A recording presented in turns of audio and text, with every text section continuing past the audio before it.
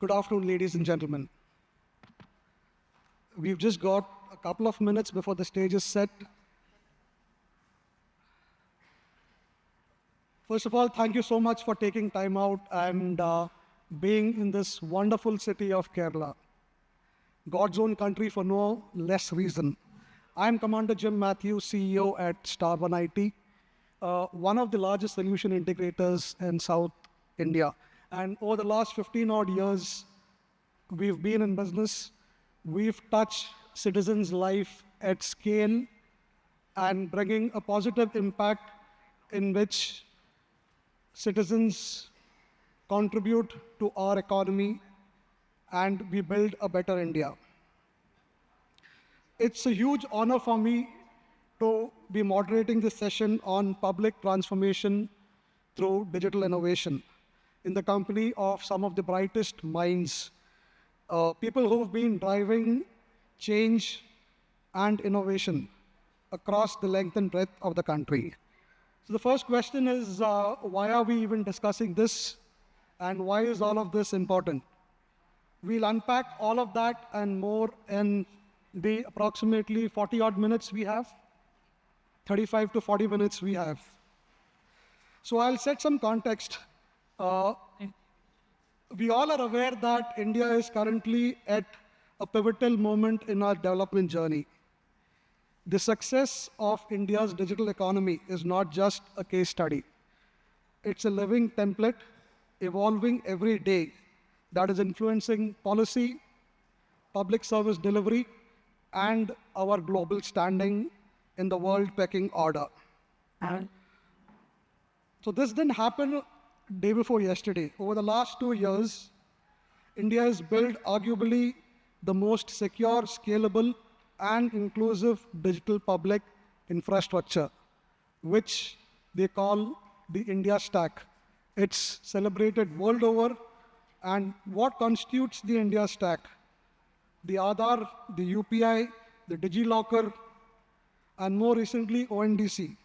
All of these are not just platforms. They are pillars on which digital India is being built. What is more remarkable is how these digital platforms are the very foundations on our Honorable Prime Minister's vision for us, that is Viksit Bharat 2047, which aims to build a future-ready, equitable, and resilient India. India where our children will be proud to live. As CEO of Star One IT, I've always had the privilege of interacting with fellow leaders. And one of the things I often tell them is, let's make IT a business enabler, which actually solves problems for the people that matter most, that is our customers. When it comes to governance and public service, it is no different. Digital transformation is no longer a support function. It has to be a statecraft. Because it is with all of this, we are able to bring services faster to citizens. We are able to combat disease, decongest our cities, fight climate change, and all of the problems which we see around us. And having worked with building the most secure, agile, and mission-critical solutions across industries and governments, I truly believe that the future of governance would be API-driven, cloud-enabled, and AI-assisted, but always citizen-centric and full of empathy. A great amount of work has already been done across India. We heard the IT mission director spell out as to what all initiatives have been done in the state of Kerala. It is my privilege to have such a diverse panel with us today to speak about the success stories and lessons we can learn from across the country.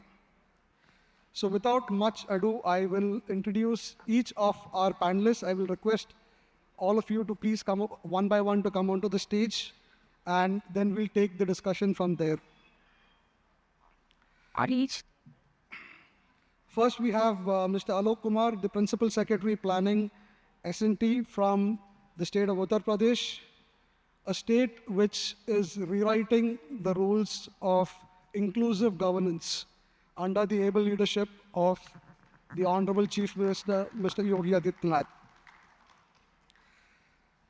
Sir has over his last 30 years of illustrious career worked on major initiatives such as the public distribution system, which I'll be speaking upon later on, was his brainchild. He's built it and now he's taken it to the next level. He's now focusing on family welfare. He'll be covering much on it at a later time.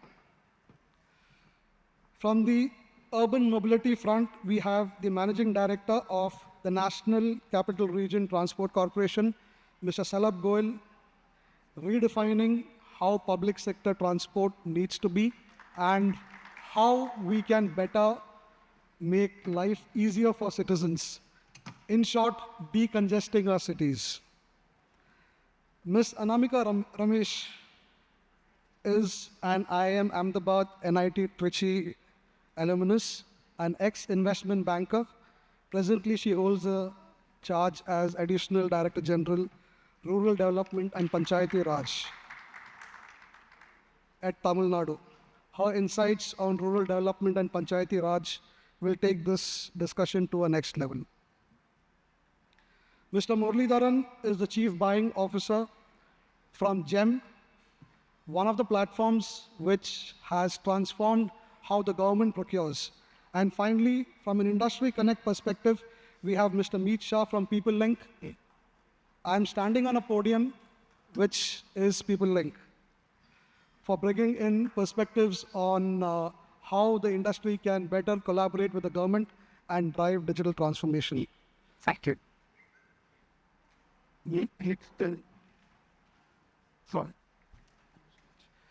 So I'll, without much ado, I will start, and the opening question is to you, Mr. Alok sir.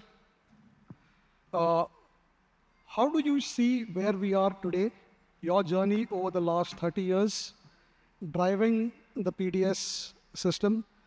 In fact, at Star1 IT, we've had the privilege of being part of your success journey along with Oasis. For context, it is one of the most successful public delivery systems across the country, a success story which is being replicated across the country. Digital transformation of 35,000 fair price shops, touching over 2.5 crore people, and cutting all the ills which we generally know about is no small achievement, sir. I would want you to touch upon that and speak about the next journey you're taking. Thank you, Mr. Mathew. First of all, let me thank Elets and Government of Kerala for organizing this beautiful conference. You have asked me to talk about PDS system and how did we transform this public distribution system in our state. Most of you must be knowing about the scale of UP. We are one of the largest states in terms of population. Of course, we are the largest state. We have around 25 crore population. And out of that, 15 crore are PDS beneficiaries. Just imagine 15 crore and 3.6 crore family were beneficiary of public distribution systems. And there were all kind of problems going on with this, our public service delivery systems. But thanks to Aadhaar and thanks to other digital initiatives, now we can very safely say that it's one of the most such initiatives where the public has benefited to a large extent. And now we don't hear any complaint about not getting ration from any of the beneficiary. Earlier, when we used to go to our tehsil or subdivision headquarters, then the most frequent complaint would be related to not getting ration from this ration kotedar. But through these digital initiatives, now we have POS, we have everywhere this point of sale device. Not only we are doing this biometric authentication through finger, but also through iris. So this was one of the first state where we implemented. We have iris scanner in all our 80,000 shops.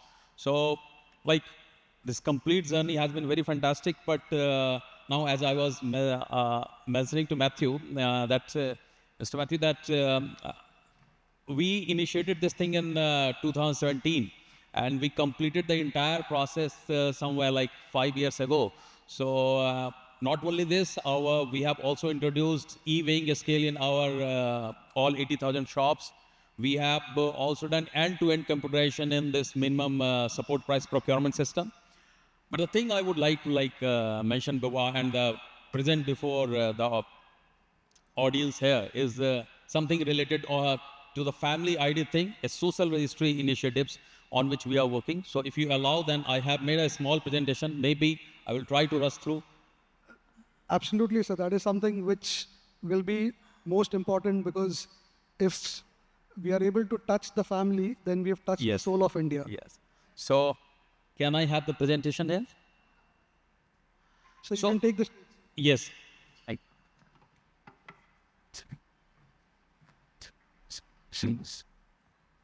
We have put the chair, so sorry, but you will be able to see the next. Yeah.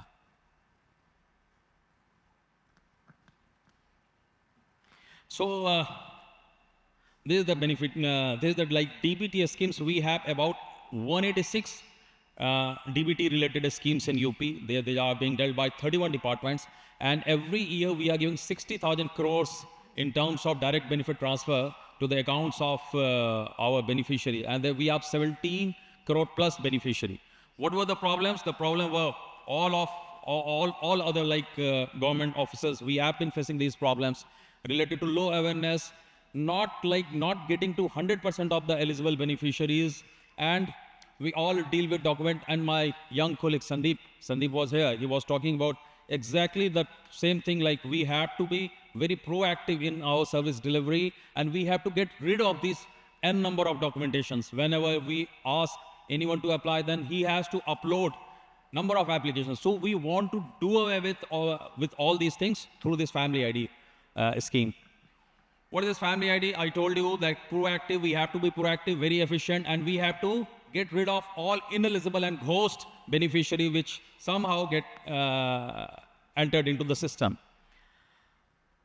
So we started with this since I initiated this ration card, and as Mr. Mathew was telling, this PDS exercise.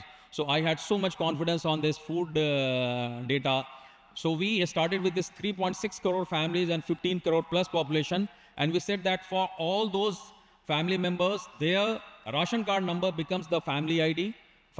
And for those who are not getting benefit from under NFSA, National Food Security Act, for them, we started with this. We launched this portal where one can apply and get their family ID.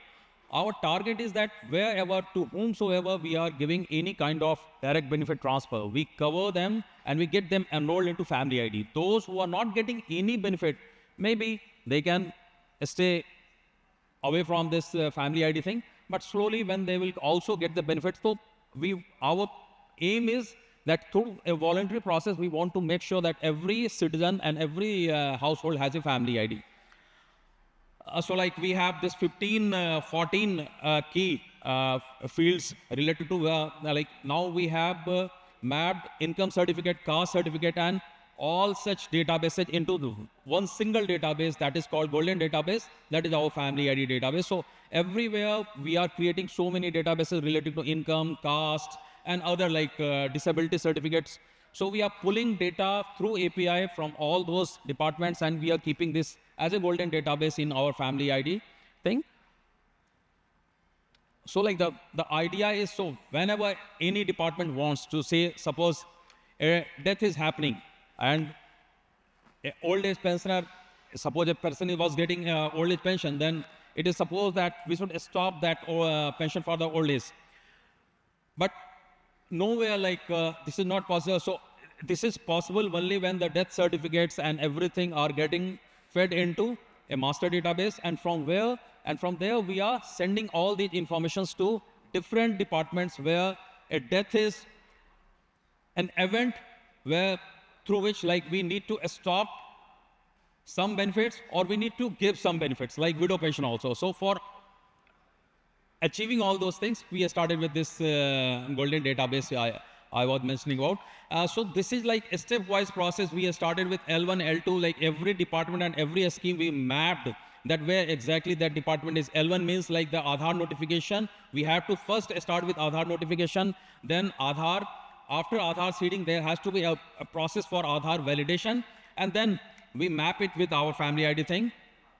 So like we also have a family e-passbook, just like a bank account. We have a family e-passbook where any person, any household can enter his Aadhaar, and he can get an idea about what all benefits, details about family, the details, all those certificates which he or like his family members are associated with, all those certificates, all those benefits are there on that e-passbook.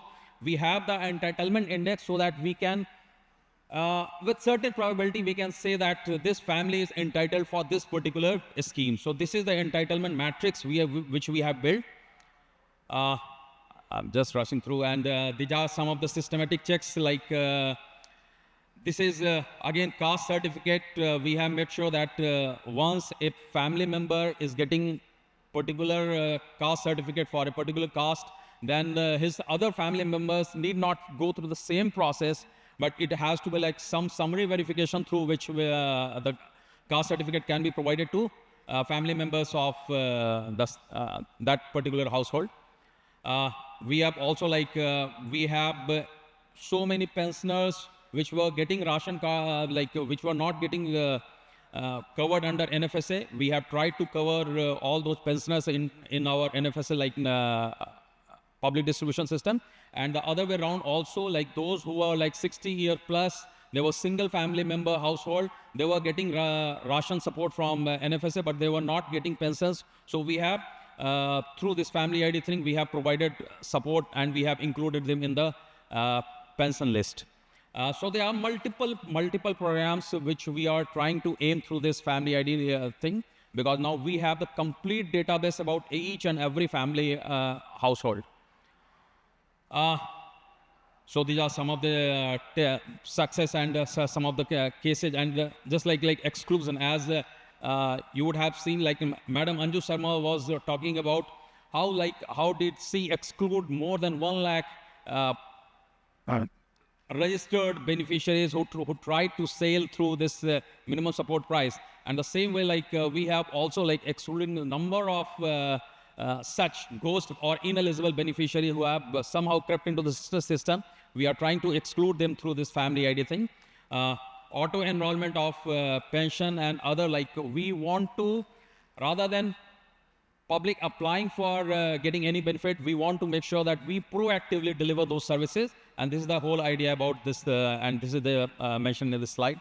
So this is I have covered in very brief the idea about family ID thing, and how we do expect that after Aadhaars, because when Aadhaar was introduced in 2008-9, I would say I, as a district magistrate, I was district magistrate Saharanpur at that time. And Mr. Nandan Nilekani, he called some of those nearby district magistrates were called at Lavasna. You know, those who are IS officers, they know about Lavasna Masuri. So I was also called. So at that time, I was not so much sure that how big Aadhaar, how our lives will be completely changed, and how this public service delivery will be completely changed by Aadhaar system. So the same way, now I feel that the family part we have been missing, because there are multiple schemes where the units are family. So we want to address this thing, and we want to make sure that just like Aadhaar, I do hope that family ID thing would be a big game changer for our estate and other estates to follow also. Thank you so much. Thank you so much, sir, for those fantastic insights on the next steps taken by the Uttar Pradesh government. I'm sure these are some things the other states can also take cue from and implement in their respective states. I now move to Mr. Shalabh. Sir, I'll just share a personal anecdote. Being in the Navy, I had the privilege of first landing up in Delhi in 1999. And my first impression was, what a mess in terms of public transport. And over the last 20 years. I retired in 2019. I've been there multiple times, served in Delhi. And the change which we have seen over the last 20, 25 years is phenomenal. And a huge amount of credit goes to your department, that is the National Capital Region Transport Corporation.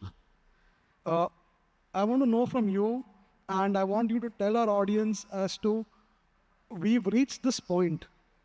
What are the next steps you're taking in being data-driven, and what is that you're doing to make decongest life in the cities further? Your thoughts on that? Yes, absolutely.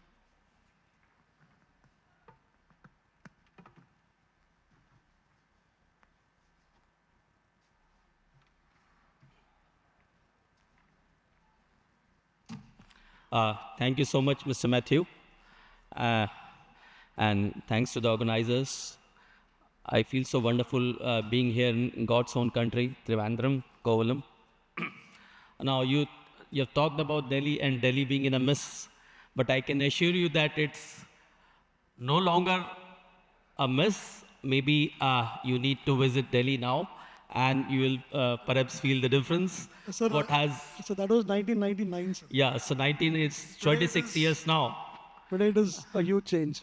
So since 26 years, lot has changed, and the role of transport department has been a big contributor in this change. Came Delhi Metro, DMRC. They changed the way people used to travel. They changed the way people used to think how to travel. Then came roads. So many things were done in the roads. Came Commonwealth, 2012. Lot was done in Delhi for Commonwealth, lot many flyovers, etc. Now, coming back to my department, NCRTC, which stands for National Capital Region Transport Corporation. It is under Ministry of Housing and Urban Affairs.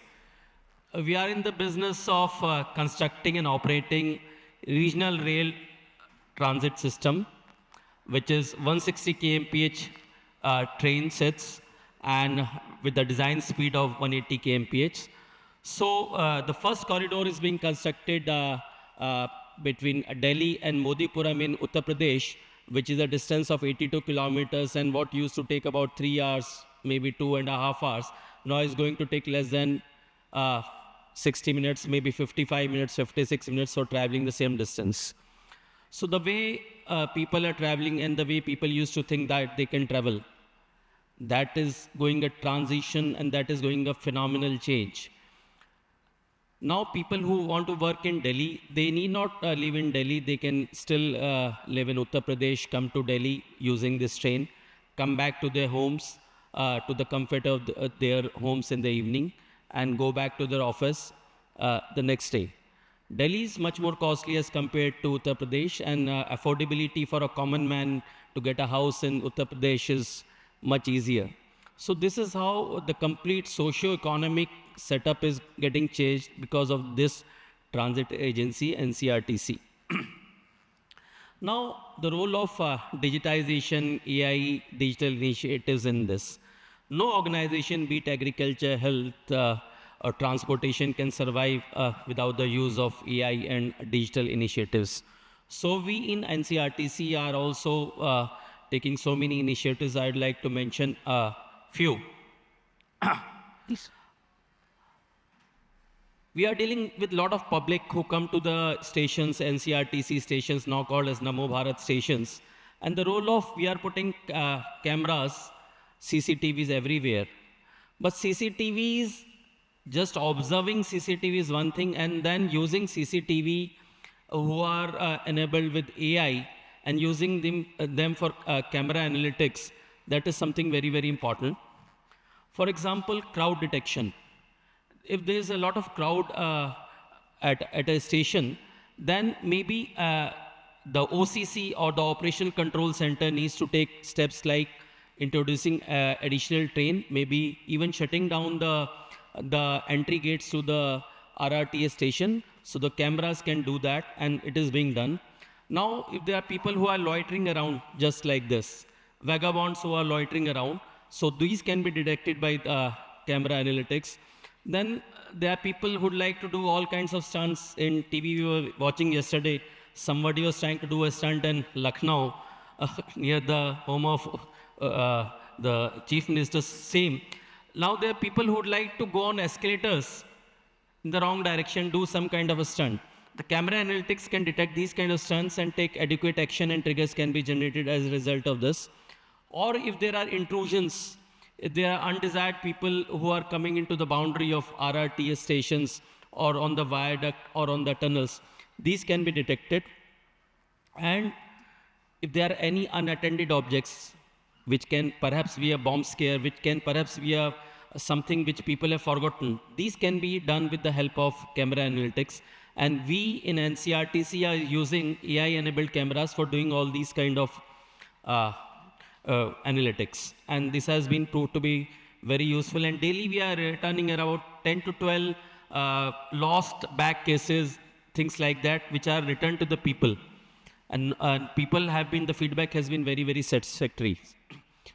Next is one, we have in-house developed a tool called SPEED, which is the Systematic Program Evaluation for Efficient Delivery. It is an in-house platform. It uses data and information from separate tools and APIs such as apps such as Primavera, Common Data Environment, Power BI dashboards, Attendance app, Quality app, and so many other apps. All these are brought together on this tool, Systematic Program SPEED, which we call it in short. And this is used for project monitoring and project management at pre-construction and during the construction phases as well. So this has enabled us to identify the weak points where we need to focus in, so that accordingly the project can be pushed, and wherever we are falling back, corrective action can be taken. And this tool, in fact, now has been taken by other organizations as well. At some minor cost, we have shared it with other organizations as well. And it can be customized for buildings, railways, highways, and or any other infrastructure project. It is very easy to use. Now, we are also working on QR-based tracking of assets and their monitoring. There are n number of assets which we have got: tracks, signaling systems, point machines, and so many other infrastructure things. So all these, most of these assets, important assets, we are providing a QR code to these. And these QR codes now, they are being used for predictive maintenance, and they also give triggers at which equipment is likely to fail, so which helps us in condition-based monitoring. So this is another initiative which we are doing. Another very important thing is that in a construction project of this magnitude which we are handling, there are many drawings. So these drawings, normally the experience has been of various organizations that once you are in the construction stage, you maintain these drawings. But over the years, when you come to the O&M stage, maybe after 10 years, 15 years down the line, these drawings are not traceable. So we've, right from day one, we have maintained all these drawings on a common data environment, and any changes in the drawings, R1, R2, etc., are done in this environment only. So as a result of these, any user will always have the latest drawing which is available to him. He or she can download it and use it. So again, this has been done in-house by us. One very important thing is the Namo Bharat Connect app, which has been developed. It provides the different kind of services. The customers, our stations also have got parking spaces, and using that app, the person can find out whether a parking is available or not, or how much parking is available. Now we are also working upon whether we can, a person sitting at his home can pre-book a parking before coming to the station, so that he or she can decide whether to come by an auto or by his or own vehicle.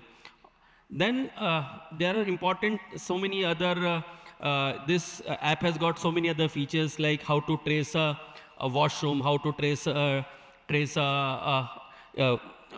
any other facility, etc., which are available at the stations. This station, we call it as the station navigation feature, which has been provided in this app itself.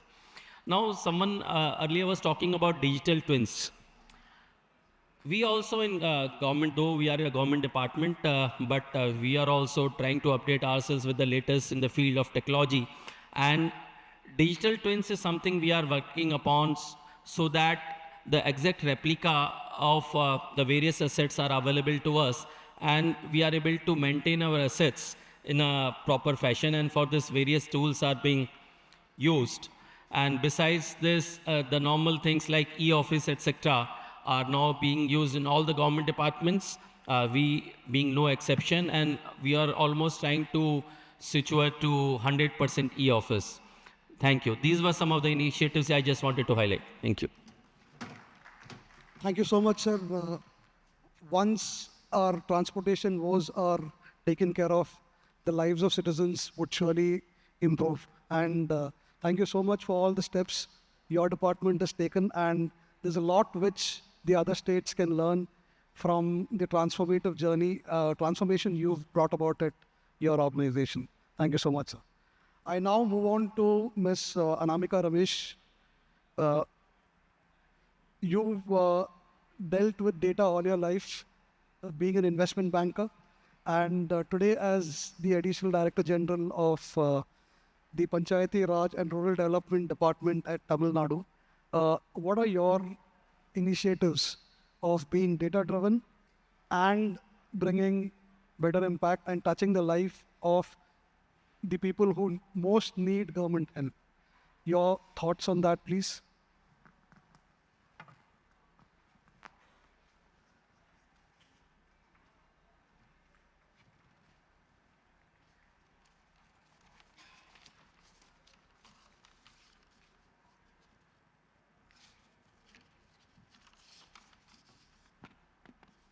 Thank you, Mr. Matthews. Thank you, Elets, and I would like to thank the Government of Kerala for inviting me to the session. It's a privilege to join you today, not just to speak about technology, but about possibilities. Possibilities that lie in the palm of our hand, in the data we already collect, and in the silent stories that our village records tell us every day. In Tamil Nadu, for years, we have made remarkable strides in digitizing rural development. We have our own in-house robust data capturing and monitoring mechanisms, such as TNRD website, inspection app, and the Thittam app. Through this, we generate reports at a scale never seen before, and yet something is missing. Despite all the data, we still make manual decisions. We still ask ourselves which village is lagging behind, what's the next best intervention for this hamlet, or what is a school, why is a school underutilized despite all the investment. What is missing here is a thinking layer, a layer that connects these dots and recommends what we should do next. And this is where AI comes in, not as a replacement, but as a quiet partner. In the morning, our Secretary, Water and Sanitation, spoke to us about the kind of apps which were being generated to monitor Jal Jeevan Mission, SBM, which was basically focusing on dynamic reporting. In rural development, actually there are 3 layers. The Government of India monitors the same data, the state government monitors the same data, and at the local body level also we monitor the same data. So now the challenge for us is each one of these layers we are trying to implement AI or trying to speak with the data and infer something. But the 3 layers need to speak to each other and come to conclusions. So the talk here now for me is to discuss about the possibilities which AI can bring, and how all these departments together can collaborate and speak to each other to for more action. What we are imagining is a system that can alert you if someone builds a house but skips toilet. So often now when we are looking at schemes, we are looking at them in silos. So if there is a PMAY beneficiary, we are focusing on how many people don't have houses, but we are sometimes missing that these houses also need a toilet. So this particular beneficiary is not just a PMAY beneficiary, but also an SBM beneficiary. So that kind of talking in between the data and through the surveys is right now missing. So with AI, we are hoping, or we are in our rural development department in Tamil Nadu, trying to collate this data so that a planning at a very at a level which converges and which speaks to each other happens. We are also looking at dashboards which show panchayat level performance, which are below district average. In Tamil Nadu, there are more than 12,000 panchayats, and the actual field staff and the actual work happens at the panchayat level. So while we at our level try to monitor with our available data and resources, a more coherent, a more holistic approach to development is what we are looking at. We are trying to think of a chatbot that can answer in Tamil to our panchayat secretaries or overseers where the actual work happens. Let me share an example of a situation which I experienced when I was additional collector Chengalpet. So in one of my peri-urban village panchayats, which is Perumbakam village panchayat in Chengalpet district, we experienced that there was a lot of flooding that place was experiencing. Now that was because a village panchayat road was laid there. It was a developing place, so a road was laid there. But the drainage was missed out there. And hip level water is what we used to experience. And every time when there would be a flood or a monsoon, all the people, residents who are living in high-rise apartments come to us asking us to drain the water. So we would have to deploy high-power motor pumps to drain the water. What was missing here was that a drainage also needed to be parallelly put because it was a low-lying area. This was missed because we focused on building a road. But with the use of AI, even if it is at the village panchayat level or at the district level, we would want to converge it, and when a road is laid, a drainage is also simultaneously laid so that the double work doesn't happen and the initial investment which had gone in building the roads will be saved. So such a convergence engine which could forecast the need for the drainage and the road is what is the need of the hour. There are similar use cases, each grounded in reality, which our department has identified. One which I had already discussed with you is predictive planning. When a house in PMAY is sanctioned, estimating the toilet or soak pit demand also. Similarly, anomaly detection. Along with planning, a major part of our department is monitoring and implementation. So we would like to use AI to identify the ghost entries or work which has been suspiciously completed quickly before the milestone could be done. We, in our Thittam app, have the provision where our engineers and overseers click each and every photo at every stage. So if a particular building is at basement stage, a photo is clicked. If a particular building is at lintel stage, similarly, that photo is clicked. So we would use AI to monitor that the photos are progressing at a certain level and they are of the same asset and not of a different asset. So any mischief can be tracked much more easily with the help of AI. Similarly, scheme convergence, auto-suggesting house, toilet, road, combination at one go for a certain habitation. Geo-AI planning, preventing redundant works and maximizing the layout efficiencies. Voice-based support, AI chatbot in Tamil for field staff and citizen. Because ours is a state which primarily operates in Tamil, so we would need local in-house development of a product which would speak to our staff, our employees, and to the citizenry to cater to their demand. Smart dashboards, panchayat level performance flags, which can be based on real data. But while we are doing that, we have to be careful that AI is not used to intimidate people, but to empower them. We need to train people at the bottom, our panchayat secretaries, our VAOs, our ANMs, to make them data literate. We need to design for the user tools that speak in Tamil. And at the end of it all is to identify if there are any bias in your data and quickly plug it so that we ensure transparency in our systems. So to conclude, I would like to say that AI should be understood as augmented intelligence, where data works harder, smarter, and faster for the people we serve. It needs to be customized, not just for Silicon Valley, but for Sankaran Koi, Sirkali, and Shivagangai. Thank you. Thank you so much, ma'am, for all the fantastic work you're doing, you and your department are doing to touch the lives of that 90% of India. 1% of India is super rich. The remaining 9% of India has everything. And the work which you're doing is touching the lives of the remaining 90%. Thank you so much. Mr. Muralidharan is the Chief Buying Officer of the GEM platform. The GEM platform was one of the most transformative initiatives by the government of India in how the government procures.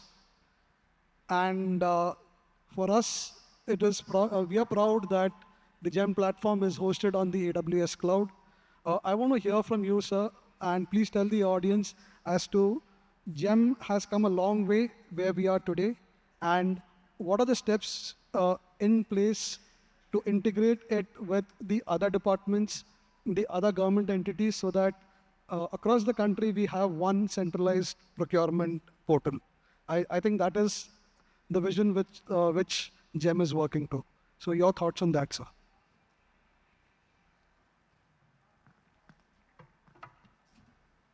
First of all, let me thank the organizers of the program for giving opportunity to attend this program. GEM is one of the most successful digital transformation effort made in the last 10 years. And this is shown in the numbers because by this time, GEM has already clocked around 14 lakh crore procurement. That much procurement has been done through the GEM. And every year it is showing a tremendous increase in the value of goods and services procured. Last year we clocked 5.43 lakh crores procurement, which consists of central government, CPSEs, state governments, and we are targeting around 7 lakh crore in this financial year. Now, this GEM was this launched on 9th August 2016, and it was the vision to create one marketplace for the entire nation, an online marketplace, and it was also a lot of thought has gone into the conventional public procurement systems, which suffered from lot of constraints. For example, there was a lot of delays. There was no standard bidding document. There was no standard contract document, standard specification.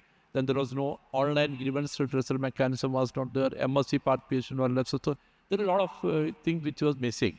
So it was thought that why don't we use this technology and make a online marketplace, and based on which the procurement will be done and everything will be digitalized, an end-to-end system. This was the concept, and the concept has been almost achieved, and that the numbers are showing.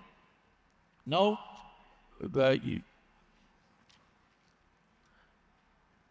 let us see from the perspective of citizens, what everybody wants to be part of the government procurement is one of the most, because government is the biggest buyer. And in fact, it is estimated that almost 20% of the GDP goes into the public this expenditure, and that in that lot of item, goods and services are procured and works are also done. GEM is also now going into the work. Within another 1 or 2 years, we'll be getting into the work tenders also. And so it was thought that how to make any common man to sell to the government. So we wanted a system in which the registration for any seller or a service provider will be seamless and it will be faster, a complete online system, and then they can actually get into the government procurement business and can do business also, which has been shown. There are large number of success stories of entrepreneurs which have come into the GEM and then they have been getting a good number of orders. Now this GEM has actually so far onboarded, that means 20 lakh sellers have been service providers are onboarded on GEM who have completed their profile on the GEM portal, out of which 10 lakh are MSC sellers. So you can see the way of how much of inclusivity has come on the GEM portal. And this consists of a large number of startup, self-help groups are there, then women entrepreneurs are there, all are also part of the GEM ecosystem. Now, first, there are 3 pillars on which the GEM is built. One is the transparency, then efficiency and inclusivity. And if you talk about the transparency, everything is transparent on the GEM. You can see, if you want to go and see what are the product categories are available, what are the services are available, what are the prices at which the stores are listed, what are the tenders which are coming, what are the contracts which are placed. There is nothing which is not visible in the public domain. So that is a big achievement, because in earlier times, one will not be able to see, because one tender will be floated by one organization, they will have website, states have different websites. So all those are operating, and in fact it was very difficult for a prospective supplier to go to all the websites. And now they are able to go to the majority of the tender which is coming. Still there is some gap because central government is completely utilizing the platform. States are using optionally, and UP has shown the way. UP has actually made it mandatory and have also come out with a complete set of procedure on how to operate with the GEM. And so we are now talking about the UP model to all other states. We are trying to bring more and more states on the completely mandatory way. But still, optionally, all are procuring, and good number of orders are being paid by the state government. Now that every record on the GEM portal, what audit rates are there, buyer is coming, is creating a bid, then what are the rates, once the technical bid is opened, so, and then the price bid is open, the price data is available. And similarly, we also make it in sure, because sometimes suppose you participate in a bid, suppose the seller participate in a bid, he doesn't sometimes get any communication at all, so whether his offer is considered or not. But in GEM, it is not like that. It has to be, when the technical bid is open, the buyer has to indicate whether if rejected, and if rejected, the reasons. And in the online system itself, there is opportunity given for the participant to respond to that or represent on that, and he will be getting a further clarification on what is the reason why he has been ignored.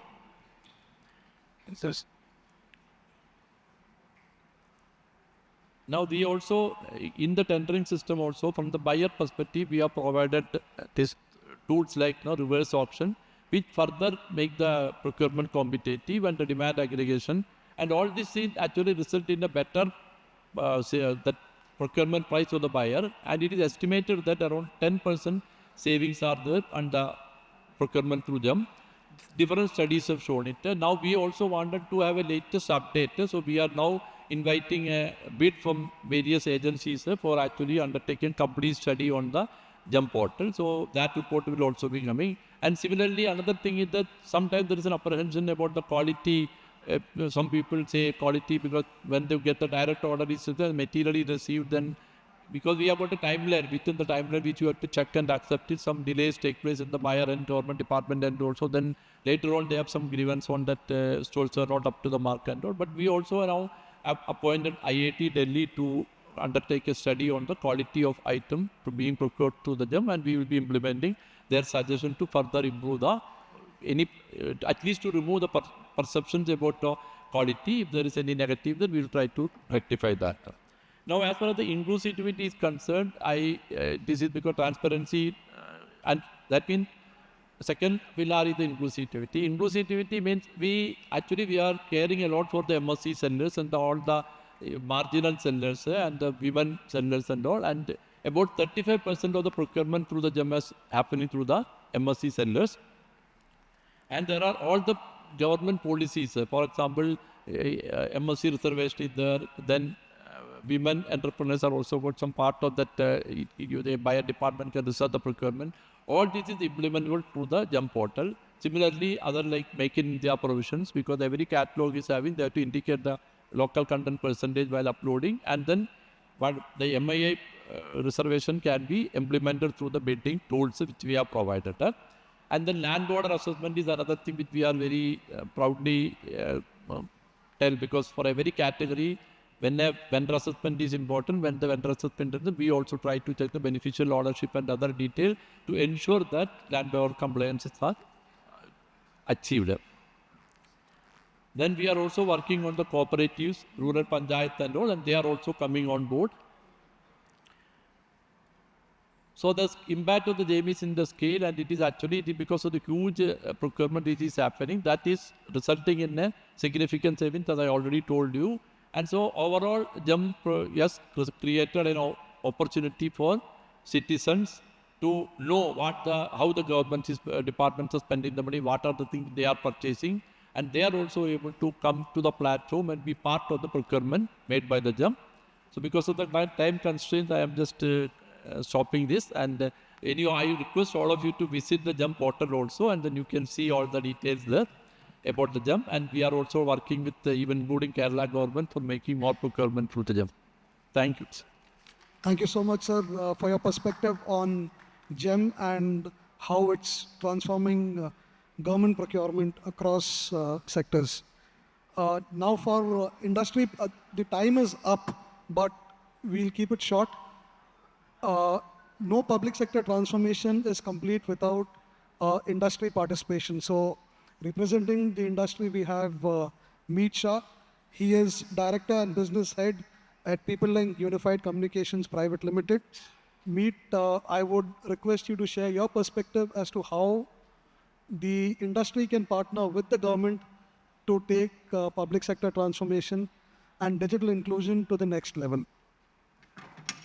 And the time is up, so I'll just... I'll keep it short. I'll keep it short. I could see that in your eyes.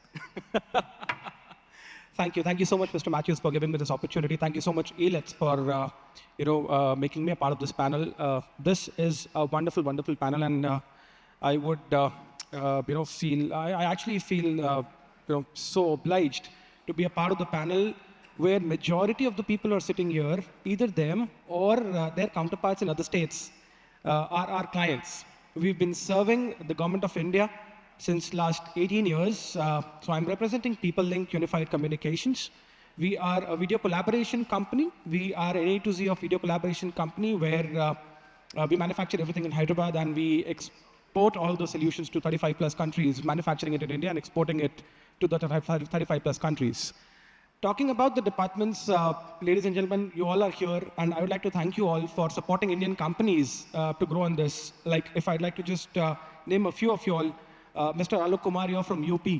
Sir, UP government has been very, very helpful to the Indian companies, to us. In fact, Honorable Chief Minister Yogi Adityanath has actually inaugurated a solution for Ayush department, which is e-Ayush, that has been deployed by PeopleLink.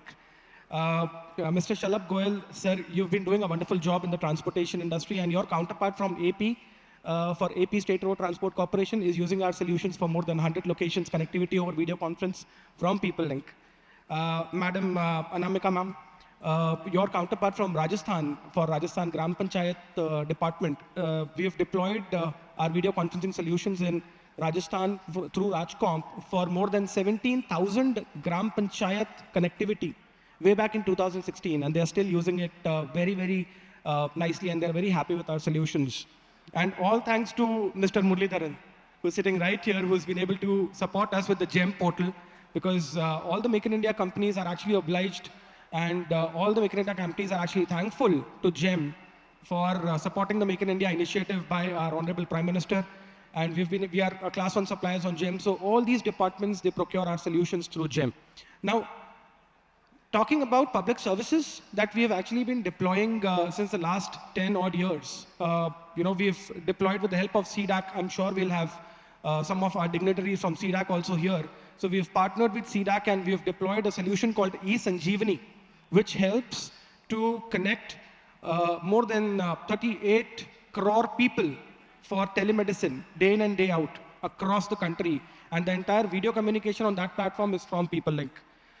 Like I was talking about Rajcomp, 18,000 Gram Panchayats connected right with the Chief Minister for any of their grievances, any of their concerns, any of their satisfaction that they would like to share. It is all done. I'd like to thank CEG for trusting us, CEG Karnataka.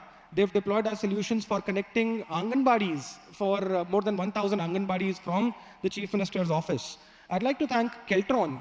Keltron has actually supported us in deploying more than 477 courts and prisons connectivity over video conference through PeopleLink.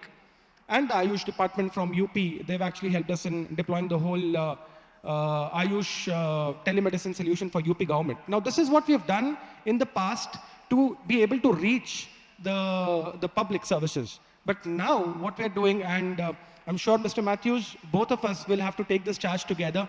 You being a very good system integrator and I being an Indian OEM, we'll have to take this charge together to deploy a beautiful application that we've actually developed ourselves. I've been actually hearing since morning speakers like Mr. Ashok Meena and Mr. Rajgopal Devara. They've been actually talking about, when we talk about e-governance, they've been actually talking about reaching the last mile of the citizens across the country. And I'm sure all of you all, a large quantity, must have actually seen the movie Nayak from, Anil Kumar's a legendary movie Nayak, right? Now, what did he do in that movie? In one day, when he was made the chief minister, the only thing that he did is he went to the public. The entire day he was with the public. But that's possible in movies, right? Do you think in real-time scenario it is possible for a chief minister to actually go and be with the public all 365 days? That's not going to be possible. Now, that's where we come into picture. That's where the technology comes into picture. So what we've done is we've actually developed an application which could be a citizen-centric application, and the entire government with, let's say if you're deploying it in the government of Kerala, so all 3.5 crore population of Kerala can be on that one single application. And that application is called Prajavani application that we've deployed. So what we can do is, let's say if there is any new scheme coming up from the government, they can post it. It's a closed social media. It's not an open social media. It's a closed social media between the government and public, between those 3.5 crore citizens of Kerala. So any new schemes coming up, you can post it, and all 3.5 crore people will get a notification. Any new webinars that you would like to do to be able to reach the public, you can just announce a webinar there, initiate a webinar there, and all 3.5 crore people will be able to hear you out, will be able to put their questions and answers over the same setup. Anything, a lot of people out of the 3.5 crore population might not know the who's who of the department. So you can have a who's who page over there, and if I want to, let's say if I'd like to report something from the Waterworks department, I can just go find out, okay, Waterworks department, this is a gentleman, I'm supposed to reach out. I can immediately reach out. We have actually created a grievance addressal portal in the same app. So if there is any grievance that any citizen is facing, you could immediately go request an appointment with the specific department, and the department officers would join as per their schedule, and you can actually share your grievances with the respective officers. All the scheme documents, like I'm sure more than 40 or 50% of the people actually do not know what schemes, what government schemes are available for them, including myself. I'm not aware what kind of schemes are available for me. So we can actually put an AI bot and an AI setup over there, wherein based on my income group and my age group, whatever schemes are available for me from the government, I can just go on that app, select from the schemes, apply for the schemes, and be a part of the scheme altogether. So all of this under one portal is going to be taken care of to be able to reach the public as much as possible and make sure that everybody gets advantage to the schemes and the benefits that the government is ready to provide to them. That's about the technology that we are developing, Mr. Matthews. Thank you so much, Veet. A big thank you to all the panelists for sharing your perspectives. I'm sure all of us here are going back better informed, and will take the learnings from here and implement it in our respective areas and domains and states. So if I have to summarize what is the call for action, at the beginning I had started off by saying that all of this is towards the vision of Viksit Bharat 2047. And the time for us is ripe to think big, act big, but act with empathy so that each citizen, everyone is included, and we build collectively India our children's will be proud of. Thank you so much, everyone. Thank you so much, all the panelists, for the wonderful discussion.